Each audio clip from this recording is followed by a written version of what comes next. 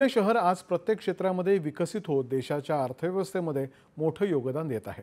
त्याला आणखी गती देण्यासाठी सरकारनं मेट्रो विस्ताराला मंजुरी दिली आहे, असं पंतप्रधान नरेंद्र मोदी यांनी म्हटलंय।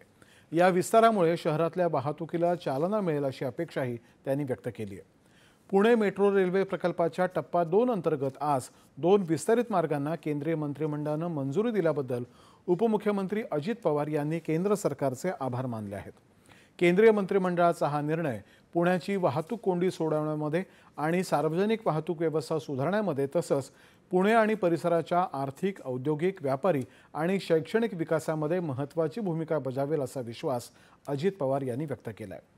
केंद्रीय मंत्री मुरलीधर मोहोळ यांनीही या निर्णयाचं स्वागत केलंय। या नवीन मेट्रो मार्गाच्या माध्यमातून वनाज रामवाडी मार्गाचं विस्तारीकरण केलं जाणार आहे।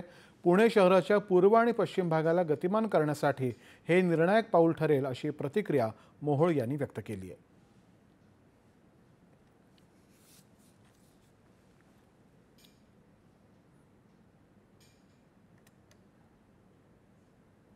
केंद्रीय मंत्रिमंडळामध्ये या दोन्ही मार्गाला आता मंजुरी मिळाली, त्यामुळे पुण्याचं पूर्व आणि पश्चिम टोक हे अजून मोठ्या स्वरूपामध्ये या मेट्रोच्या मार्गाने जोडलं जाईल।